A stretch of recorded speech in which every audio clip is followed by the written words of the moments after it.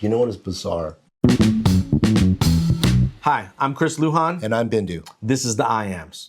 That we can take marijuana. I've been smoking for a long time, since I was 24, where I found I was going to be a dad. Freaked the fuck out. And What is that? 24 to 106. And my brother... 82 years? Correct. Jesus. Right. My brothers came to me with cannabis, and they were like, try this, right? And for now, here we are in my studio. We can very easily set up a recording situation with easy lights. Our phones are cameras. We have little mics. Do you know how long we've been talking about this? We're monitoring everything by our Dick Tracy wrists. Right. And I'm smoking digitized cannabis in vapor we form that leaves no odor. World. Yeah. So there's nothing to offend, nothing malodorous, right? It's not uncouth. Do you know how long we've been talking about doing this? Decades. Yes, because I believe I was like, oh, check this out, and I shared some Joe Rogan with you. And you were like, they're just talking about zombies and shit. Bro, you wrote me this script in 2004. No, but I mean... June 15th. I mean talking about doing a recording of something. But what I'm saying is we've been knucklehead cohorts. Yes. This was done in 2004. We recorded Loose Booty in 2000. My Speed is Impregnable in a bathroom. Was it 2000? Yes. No. Yes. No, it was earlier than that. 99?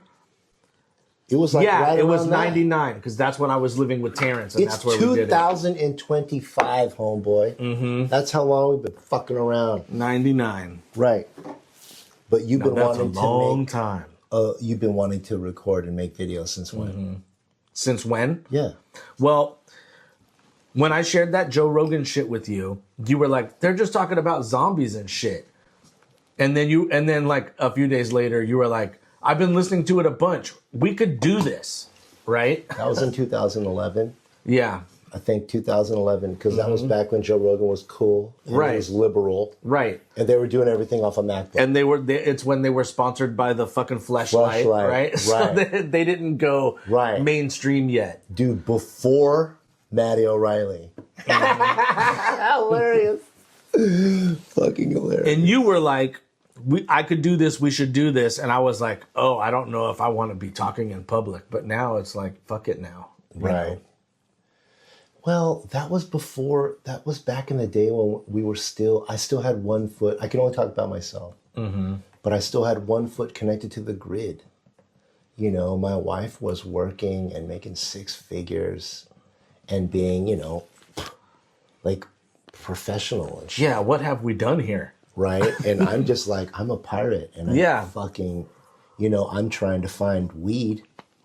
And back then it wasn't legal. But we're in California. So like Han Solo, you got to hang out with some greedos. Right. In order to get the good shit. And you got to have that gun. That was guns. Guns under the table. You know what I'm saying? You got to keep that thing on you. Right? As you get, this is, what kind of weed is this? Right? And your other hand has the fucking, you had to live that life. And my wife hated that shit. She hated the fact that I had to be Han Solo. Yeah. In order to get good weed. But that was that. Yep. Now it's no big deal. Now I could fucking... You were living with somebody... and they could fucking deliver You were living with somebody who had like a whole garage grow. Oh my God, brother. So, dude, we were on Blue Rock, right? We were on Blue Rock. That's over there by the hospital, right? Brentwood, yeah. Oh, wait, in Brentwood? Yeah, on Deer Valley. I thought it was off of Lone Tree. No, dude, my brother... my brother, who was a biochemist... fucking help them design the dopest fucking lab. Now, this is before fucking, what's that show with the meth? Breaking Bad. This is before Breaking Bad. Right, and they did exactly that in the garage. And we had this complete airtight, we had Adrian Shivers, right? I shouldn't say his last name, but that's my homeboy. He was into carpentry. So he came over and he divided the garage into like a separate little office room. Yeah. And in that room, they had an induction filter and an outgoing fan. And they each had these little tubes going to the ceiling, connected to a little pod. In that pod, they were growing the best chronic. Hydroponic. I'm gonna talk to the camera right now. Hydroponic crime. For the last 5 minutes or 5 seconds, I watched him be a ballerina as he was doing all of this stuff. No, Someone edited him into a ballerina. No, it was elaborate because everyone's pod had its own funnel going to the outdoor filter fan. So basically, there was no odor at all. And we were making the skunkiest shit in our garage, and it was silent, and nobody knew about it. And so when my brother and his lady, right, Evan's mom, his son's mom, both of them were biochemists. When they came over and they checked out the lab in the garage, they were like, "Are you serious?" They were very impressed.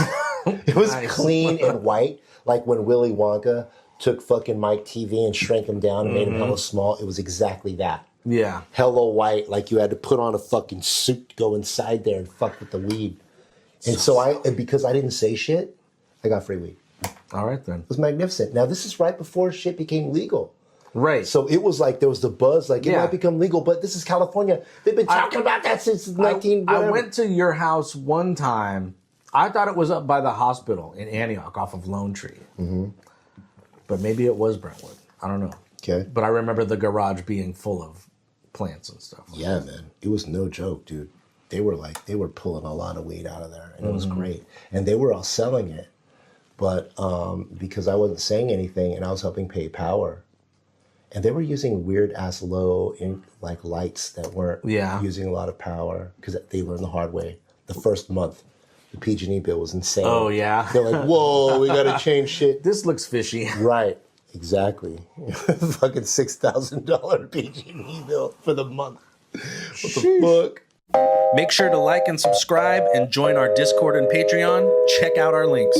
Now back to the show. Right, so they switched out real quick. But to make a long story short, that was when I was making my transition of when I took my foot off the grid of working in the Bay Area in California. It's hard as fuck to live here. It's expensive as shit. Yeah. And I believed in myself and I broke away and I quit, right? Using my wife she had a six-figure job. I was a bum. So you were able to... I lived with her. Which is what I'm doing right now. And I'm like, no, watch what I'm going to do, right? And then so I created my business. It blew up, and then I was making more money than her. Right. And then she quit, and she became a nurse. Yeah, and she's like, now, okay, I hooked you up, you bum. Now let me go to school. So I did that, and then she became like the greatest nurse. So I know that there's the story of she graduated, you paid for it, she graduated, she left you. Yes. Right? But, and it always seems like as you're telling that story, it's like she won. She did. You don't think you won? I do now in retrospect. I think we both won. Right. But not only that, when I say she left me, that is me putting myself in the victim's... I'm trying to make myself look like a good guy. The truth of the matter is it's hard as fuck to live with me. Yeah. And she just escaped. You tear the fucking poster off the wall. Yeah, well, I don't want to paint her out to be a bad guy. No, I get it. I got to be honest. It's hard as fuck to live with me. But I would say, like, it always seems like because it seems like you paid for it, she graduated, she left you thing. Right. Like, well, I paid she for it. leaves on top. Because it seems like, okay, well, she got a degree, she became a nurse, and so she won. But I would say, like, look at the lifestyle you're living right now. You won too. I did. And it's specifically because when I was a bum, she allowed me to create my business. Right. It's the only reason why it worked. Yeah. Man, I've been creating my business forever. Yeah, you're a fucking badass. You were just on TV, motherfucker. Okay, so I went to the dentist today. You were on TV. I'm getting to that. So I went to the dentist today, and they were like, oh, we started talking about something, and then it came up. Oh, I was talking about the x-ray machine, and it came up like, oh, well, what do you do for a living? Because I had taken an x-ray course 2 years ago or whatever when I was at my job. Sure, I remember. And so she was... Huh? You had to. I had to, because nobody I remember you telling me no one the wanted to story. work there. We'll get into that sometime. Sure. But and I would love to get into it.